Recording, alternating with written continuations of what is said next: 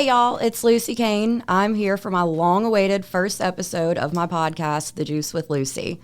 In this podcast, we're going to have tons of things that we discuss. Some things make us cry. We might have a lot of fun and laugh. Most of the time, we're going to be drinking Lucy juice, which I'll get to that and explain what that is. But my first episode, being a little nervous, I wanted to bring my husband in. He's my comfort. I will not be drinking Lucy juice. No. Well, maybe. We'll see. I'll get you in there. Yeah, we'll see. So I think I'll just start by giving you a rundown of who I am and how I got to where I am now. I won't give you my whole life story, maybe just the highlights. So I guess it starts back in 92. I was born in California. My dad was in the Navy. Moved back to Louisiana when I was about 6 months old, and I've been here since.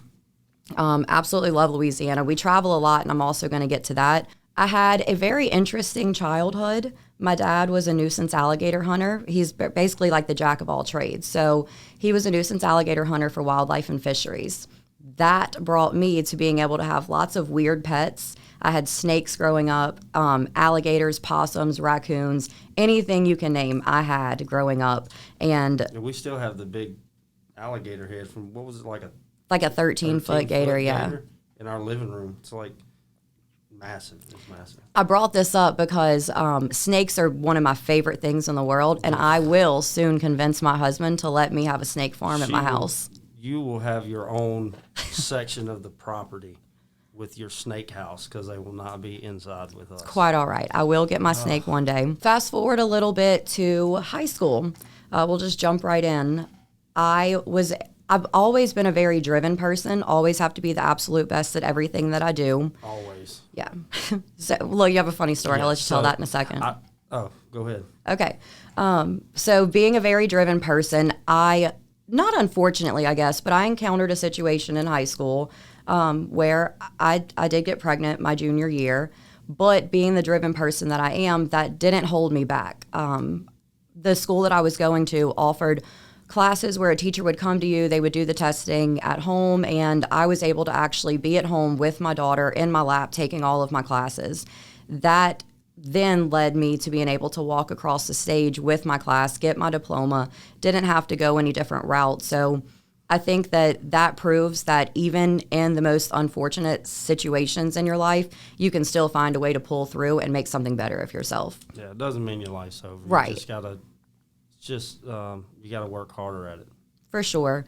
And I'll be honest, my daughter saved my life. At that time, I was not really sure which direction I wanted to go, very easily influenced by people. I didn't know who I was. I was a little, podunk girl from Madisonville and was thrown into Mandeville High School, which it was way different. So the adjustment was a lot for me, and just trying to figure out who I was going down a rough path if I did not end up with my daughter. So I'm very, very, very thankful for her.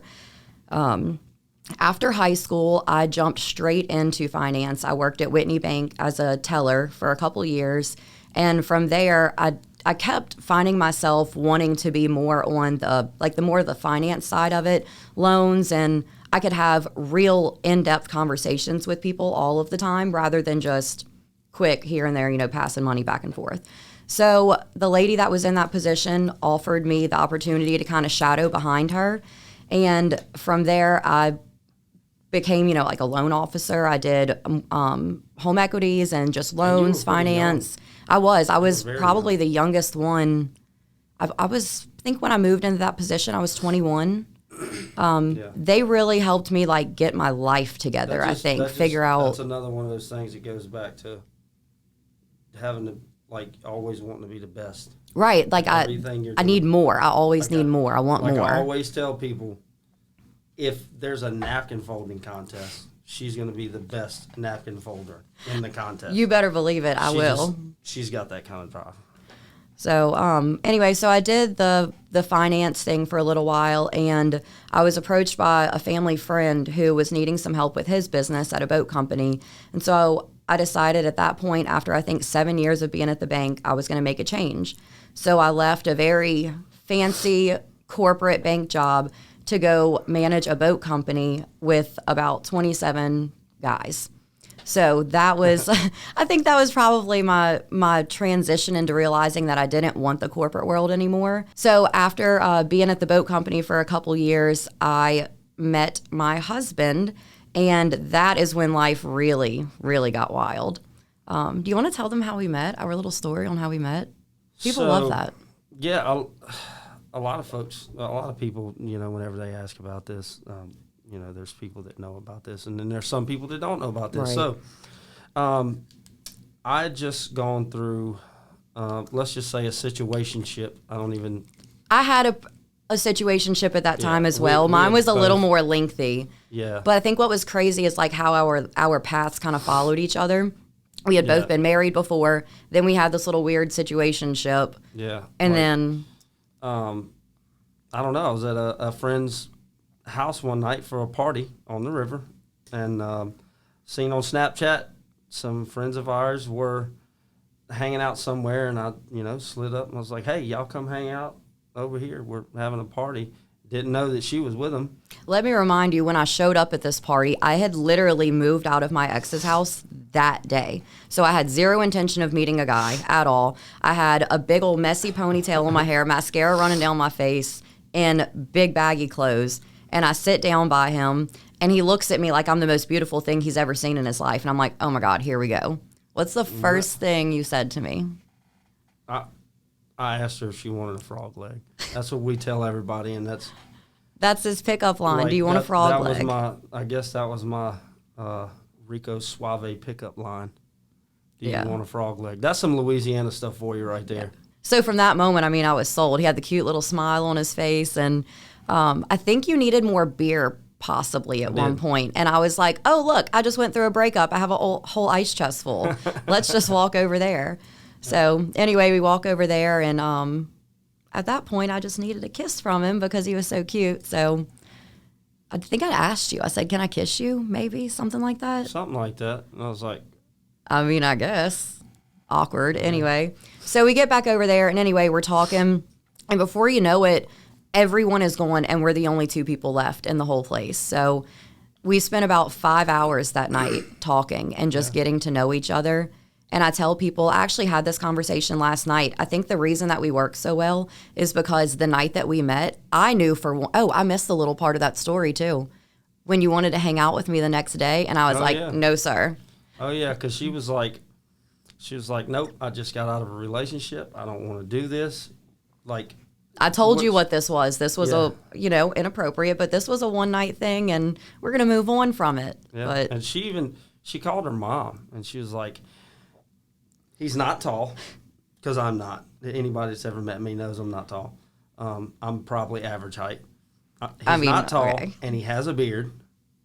It's like, what do I do? I don't know what to do. And her mom told her, just see what happens, see where it goes. Yeah. And the next day, she dodged me. She did not want to hang out. And then, I had broken up literally the day before. I was like, there is no way I'm actually... Yeah, I was like, I'm not jumping back into this again. The next day, which I believe was a Sunday. I think it was Easter Sunday. It was Easter Sunday. Yep, Jaden was at her dad's house. And I had nothing else to do. She had nothing else to do, so why not go hang out with this guy that apparently had a cute smile? Yeah, I think from that point forward, we haven't spent a single day apart. No. So, maybe a few hours, like... Whenever we used to both have full-time jobs, and we decided that we were going to quit those jobs and pursue music 100% full-time. Whenever we worked our other jobs, like, we would spend the day apart. Right, but that was just about it. That was like during COVID and everything, whenever all that was going on. Only for about a year, but then after that, we had a lot of deep conversations. Is music something that you really want to do? I guess I haven't even really said that. So he's a musician, a singer, and started out in Bulletproof. I'll let him tell that story in a few minutes, but he had a band, Bulletproof, and that is who he was when we met. It transitioned into Thomas Cain. But when we got really serious about, is this what we want to do with our life? Like, is this our goal? We decided that it was time to just quit our jobs and put everything that we had into it. I had absolutely no idea what I was doing, but again, I'm going to be the best at it.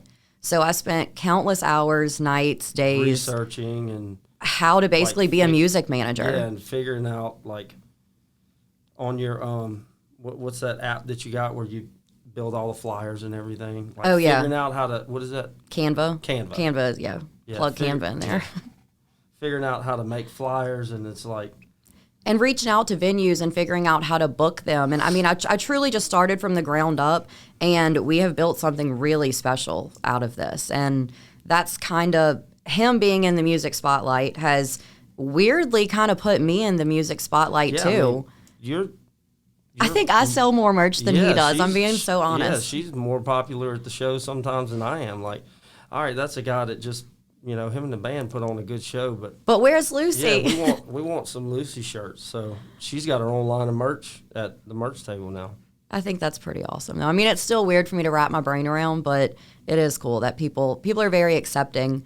A little short story I want to tell, which is it's super sweet to me. So the little girls have just really taken to me, and there's a group of girls that they had a spirit week at school, and they had come to a festival and saw him perform, and that's when I met them, the Italian festival. Yeah. And so just to give you an idea, I had a little like pink cargo skirt on with a black shirt, my hair was braided, and I had Vans on. So I get a message from the little girls the other day. They went and bought the outfit that I was wearing so that they could dress up like me for Celebrity Day at school. And that was by far the cutest thing I think I've ever seen. Yeah, so that's what I think I said something about that last night or a couple days ago, maybe, like the popularity there. I've only had one person ever dress up as me, and that was a friend of ours for Halloween. But, yeah, so you got little kids going to school dressed up like you. I don't still crazy. That. It's still absolutely wild to me. Oh, and I did want to mention, I don't know how I skipped over this because it was also such a very traumatic part of my life. But a few years back, whenever I was working at Whitney Bank, I was actually hospitalized for 2 weeks. And throughout that, we found out that I have celiac disease. And that was life-changing. Prior to that, I had put on a ton of weight. I'm a short person, so I mean, I had gotten up to like almost 200 pounds. And for me, that was a lot on my frame. I knew that something was wrong. I was constantly going to the doctor. And at 21 years old, you shouldn't be doing that. You shouldn't be on loads of medicine. So they finally got it figured out what was going on with me. And from there, I decided to take my health very seriously. So I became a personal trainer. I went to the gym, and I think that's like one of my favorite parts of life. Anytime I go to show someone a picture, I make sure to show them this is what I used to be, and then this is what I used to be also. You showed me that picture one time on your old license. Oh my God, yeah, it's mind-blowing. But that goes to show you just listen to your body for real, because I went to the doctor for years and no one could tell me what was wrong, and finally had to be put into the hospital for 2 weeks, damn near died. Yeah, and that's a pretty serious, I don't even know what you would call that. I think it's an autoimmune disease. I'm pretty sure it's autoimmune. I didn't want to say disease, like. No, I'm pretty sure that's what it's called, is autoimmune disease. Yeah. But basically, like, people make fun of you, no gluten, oh, you're one of those. No, I literally can't have it. I shouldn't have it. Like, you have to. You're not supposed to eat bread. So beer, it's against the celiac diet. So I transitioned into trying to drink vodka, realized that vodka does not work for me. It's not my thing. Crown was my next thing that I went for, and we realized that we cannot drink Crown. Oh, yeah. That's not good. You already have, no patience for stupidity. Patience for stupidity. So just adding whiskey to it, it's like... explosive, yeah. So then I stumbled upon tequila, and tequila has been the best thing for me. Used to, mix it with things, and then I got brave, and I was like, let me just put it with water. It's a little healthier, and we'll see how this goes.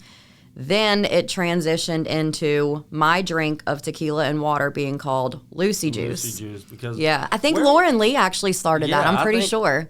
I think so, because weren't we were doing a podcast with Austin.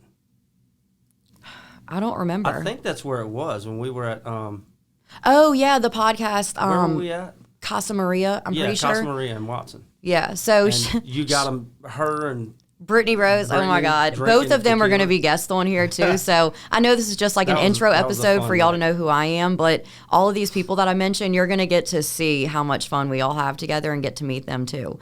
But that's where Lucy Juice. Yeah, that's where Lucy Juice just started, and I'm actually working on something else. I'm not going to tell you right now, but something huge with Lucy Juice, and then that's also how I got the name for the podcast. Is like We were people are talking always about it one like, day. Yeah, like the tea, let's spill get the tea. Get the tea. But with me, It's the juice. get the juice with Lucy. Little juicy secrets here and there. Yeah. So, all right. Well, I guess that's enough about me. I think I'll talk more about myself, obviously, like as the time goes on and I get into conversations with people. But that's just a little bit of my background to see how I got to where I am. Now, let's find out about you. Okay. How did you get started in music? Been around music for, I guess as long as I can remember. When I was a kid, my dad used to, like when it was time for me to go to sleep, he would sit down and play his guitar, like, I don't know, George Strait or something like that. And so I've just always been intrigued by music. He was also a DJ and he did karaoke, so I was always involved with, music in some kind of way for as long as I can remember. Now, you said your dad played guitar to you. Was that the first instrument that you learned how to play?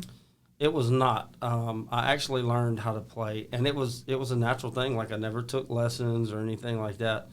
But the first instrument I played was actually drums. And very shortly after I became decent at playing drums is when I learned how to play guitar. My dad taught me how to, make basic chords, and I just kind of went from there. I'm still not a great player, but I play enough. Better than me. I want to be a drummer so bad. I feel like with the tattoos and everything, like I would look like a really badass drummer. Sooner or later, I'm going to learn one of these days. A lot of hand-eye coordination, man. Which is what I lack. So I don't know that that's going to be a great goal for me. Yeah. But another thing I wanted to bring up was the sacrifices that we make to get to where, like, we're not even where we want to be, but the sacrifices that we've made thus far, and then what we will continue to have to sacrifice to get to our end goal. I don't think people really understand what goes into it. Like, we've talked about, like, the sleepless nights and the early mornings and all of that, but no one realizes, they're so quick to judge, and they don't realize that we miss out on family events, birthday parties, just social gatherings. There's so many things that we're not there for that I wish that we could be. Yeah, I mean, we miss out on that kind of stuff because of shows. Right, we're constantly traveling. Even beyond and that, people don't understand what goes into making those. Like, when you come to one of my shows and you see what you see on stage, that doesn't just happen. There's a lot of work that goes into that. Yeah, that's it. You said that's the easy part. Like, that's not even the job part of it. The setup, the tear down, preparation for it, all of that. Prep, like hey, we want to learn this song. We want to start doing this song or write a new song or something like that. We don't just know it. Like, I have some really good players. I'm very fortunate that I do. Very good. And but we still have to get together and practice and rehearse, different songs that we want to learn. So there's a lot of work that goes into that. It's literally a full-time job just to be able to prepare for the shows that you see on the weekends. It is. But I wouldn't trade it for the world, honestly. I really wouldn't. I wouldn't, because the good far outweighs the bad. Like, there's some times where it's just like draining and exhausting, and like we have our days where we'll just stay at home, not get out of the bed, get out of bed just so we can recharge. So, but yeah, I mean, like we're on a night schedule. Like, that's our schedule. We absolutely do have a completely opposite schedule of normal people. Our normal day is like 12, 1 o'clock till like 3 or 4 in the morning. So there have been times where we'll go play a show, or we'll be up because our bodies just can't go to sleep before 2 or 3 o'clock at the earliest, and then have to get up and drive to a radio interview at 8 o'clock in the morning, and be there for 8 o'clock. So those are the hard running things. On fumes. Like, this is a very rewarding thing to be able to do this. I agree, because I mean, we can talk about the tour. You just got back from a month-long tour from all the way from Florida, which that was the last show, but basically from Florida all the way to California. Yeah, and a lot of the things that we got to see and do, a lot of things that people could never dream of in their lives. Like, we got to spend an entire month experiencing the world and meeting incredible people. It's just, those are things that make all of it so worth it. The sacrifice sucks. The good stuff is there. Yeah.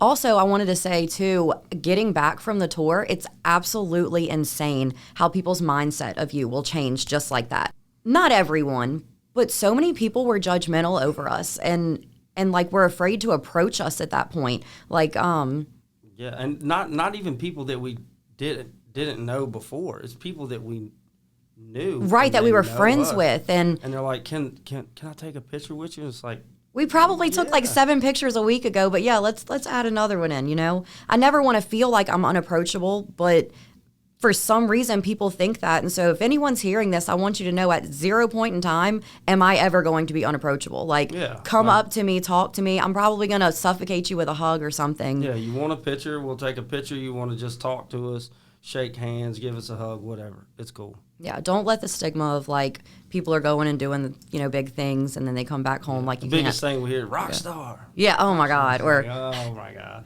They will literally talk to, like, make fun of us and be like, can I come talk to you? You know? Right. Yeah, I'm just a guy that can sing. Yeah. That's it. So I'm still a guy. All right, well, I guess let's get to like the little fun parts where I have a couple questions for you. Okay. This ought to be fun. Yeah. Okay. I don't know that I know any of this. No, I don't know that I showed you. Okay, so let me brag on myself. I haven't always been, but I am now a damn good cook. What is your favorite thing that I cook? I would say there's 2 things. Okay. That are very close. But one, I would say, probably outweighs the other one just a little. I love your shepherd's pie. Oh, yeah. It is so good. It is. I got to say it is. But I think just a little bit more than that, my favorite is the taco soup. Yeah, I could have guessed that. Yeah. It could be 900 degrees outside and I'm making soup because it's our favorite. Yeah. Like I mean, all 3 soups that you make are great. Just the taco soup is my favorite because I put the all the sauces and the cheese. Purple, Doritos, put them in a napkin and crunch them up, put them in there. Look, I picked on you for a little while, but after I sauce. tasted it, it was a game changer. It definitely was a game changer. But the shrimp and corn soup is I can't make that very often, though, because I physically get sick because I will eat so much of it to the point, but it's like... need some of that to clear these sinuses up. That's not a bad idea. Yeah. That's not a bad idea. Let's see. A non-sexual turn-on that you have of me. I do love when you have your hair pulled up. Oh, my little side pony thing? That is one that, yeah, you've always said that. I love your tattoos. And your little baby voice that you do. Oh my God, that's so embarrassing. Oh wait, what are some of the little cute things that I say? The nim lips. Yeah, nim lips. I know that not everyone can see this because it's podcast, but we have this little thing when I want to kiss, and it actually went viral on TikTok a couple of years ago. Like, I mean, millions and millions of views on it. Like 3 million views twice. Yeah. So when I want a kiss, or if he wants a kiss, we do this little thing. Yeah. And it created such a controversy on TikTok, I swear. Apparently, in other countries, this is not something you should do to someone that you care about. It's more of like a derogatory thing, I guess. So when people saw me doing this to him and he came running every time, they were like, what kind of control does she have? But, you know, we made videos. We explained it. What is one of your favorite quirks about me? Like one of the, just the little weird things that I do? Oh man, I might have to think about that. Or something that drives you crazy. Oh, look, while you're thinking, I'll tell you one thing you do that drives me absolutely insane. Lines. I cannot stand to be in a line. Not necessarily like the waiting in a line, but like when you get up to the register and it's your turn. Okay. On the flip side of that, that is one of the things that you do that drives me crazy. We will be checking out, and it doesn't matter if there's people behind us or if there's not people behind us. When we're finished checking out and I pay, she's ready to go. Like, I literally grab everything and I take off and I go stand by the door. No, I got to put my money back straight. I got to put it back in my We don't wallet. have time for that. If there's someone behind you, you just shove that shit in your purse and you roll on. Like, you deal with that later. You get out of the way. Gives me so much anxiety. So, I don't know. I feel like I've kind of talked about myself enough. We talked about how we met and music. What is our end goal? I mean, I know everyone wants to know where we're going.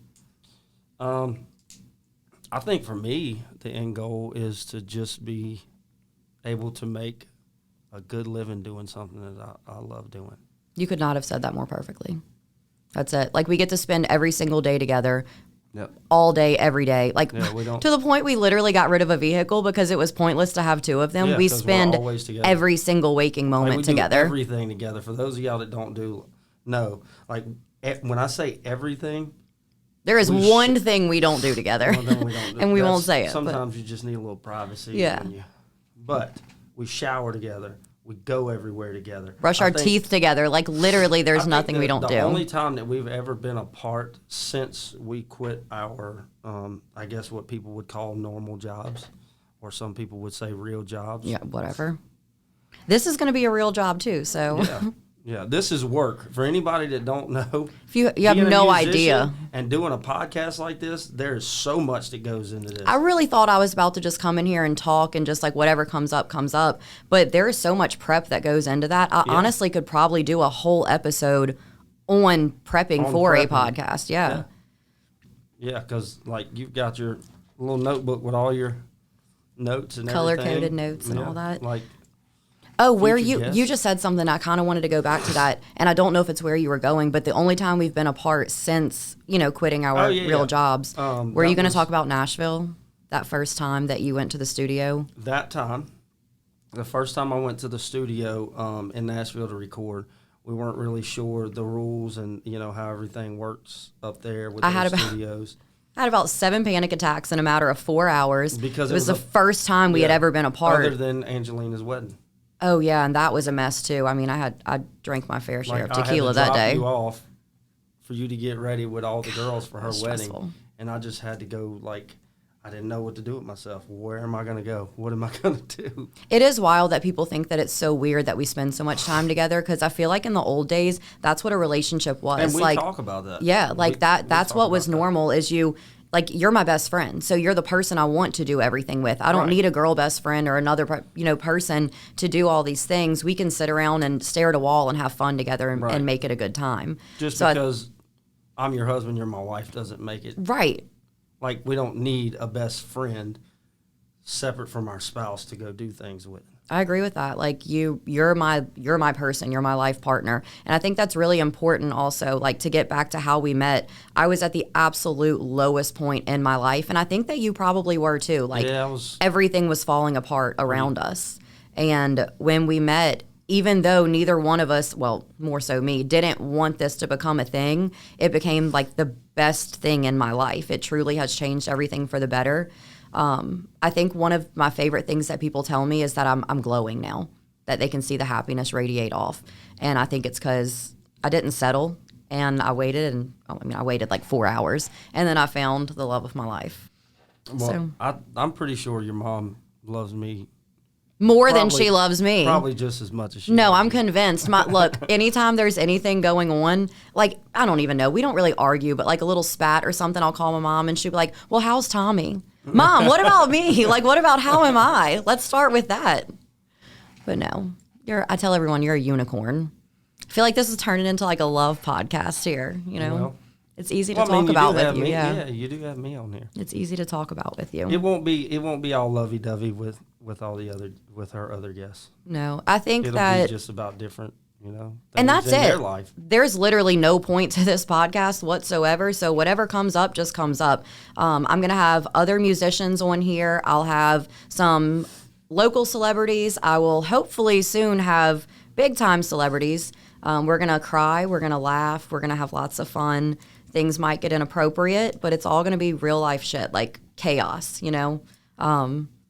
I'm a whole shit show, and I think that you're going to get to see that as the time goes on. I was a little nervous in the beginning of this one, but y'all just stick with me, and I promise you it's going to be a good time. And I guess I could thank Jim for sure, because he is the one that has, for like a whole entire year, has consistently... He's like, just get off your ass and do it. Yeah. Just do it. You just got to do it. I'm not going to go into depth on this one because my next episode, it's like a highlighted topic of it, but I also have severe ADHD, and I think that was a big part of it. Like, I was very much procrastinating and just nervous and scared, didn't want to do it. But get someone like Jim in your life, because he'll stay on you and make you get it done. So I had fun, and if you enjoyed it, you can check it out. I have a YouTube, Instagram, TikTok, Facebook. It will be on Spotify, pretty much anywhere that you can can listen to a podcast. So I hope that you enjoyed this and you're going to come back for more. And if you didn't, not my problem. What's wrong with a little bit of crazy, a little bit of